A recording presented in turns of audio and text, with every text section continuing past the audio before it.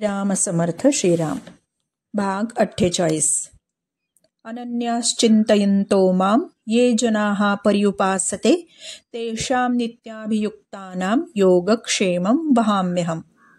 हा श्लोक आपण अनेक वेळा ऐकलेला आहे, पण केवळ रूढार्थाने हा श्लोक समजून घेण्यासारखा नाही. जो अनन्यतेने भगवंतांचं चिंतन करतो त्याचा योगक्षेम भगवंतच चालवतात. हे नक्कीच, हे खरंच.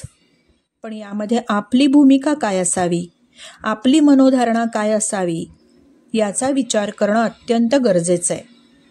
प्रथम योग आणि क्षेम याचा अर्थ आपण विचारात घेऊ.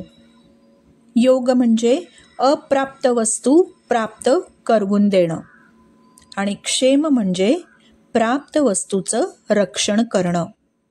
भगवंत आपला योगही चालवतो आणि क्षेमही चालवतो.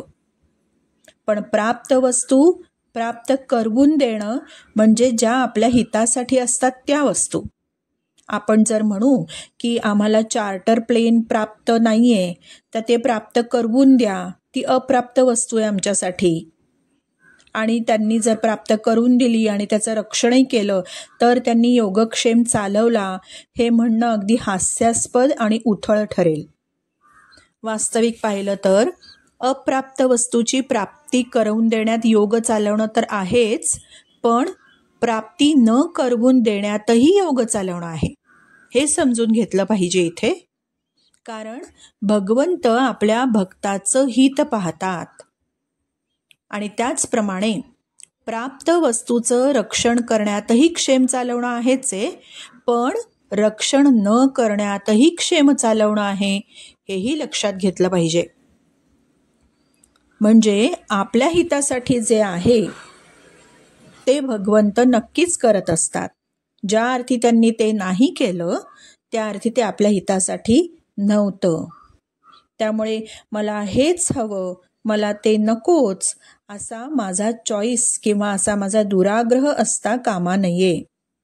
भगवंतांनी जे जे केलं आहे ते ते योग्य आहे आणि भगवंतांनी जे केलं नाही माझ्यासाठी तेही योग्यच आहे आणि त्यातच माझं कल्याण आहे, असं माझी मनोधरणा असायला हवी किंवा हा माझा अभ्यास व्हायला हवा. ज्याप्रमाणे आई काय करते, मुलाला जंक फूड आवडत असतं, कोल्ड्रिंक्स आवडत असतात, पण त्या हितकारक नसतात हे ती जाणते आणि म्हणून ते ती प्राप्त करून देत नाही आणि म्हणून ते ती क्षेमही करून देत नाही. म्हणजे त्या वस्तूंना सांभाळत बसत नाही, त्याला देऊ करत नाही, त्याच्यापासून दूर ठेवते त्याला. अगदी तसंच भगवंत सुद्धा आपल्या भक्ताच्या हिताचं जाणत असतो. तो आपलं हित करणाराच आहे, तो आपला एक सुहृद आहे आणि केवळ तोच एक सुहृद आहे. ही भावना दृढ होणं अत्यंत आवश्यक आहे. श्रीराम समर्थ श्रीराम.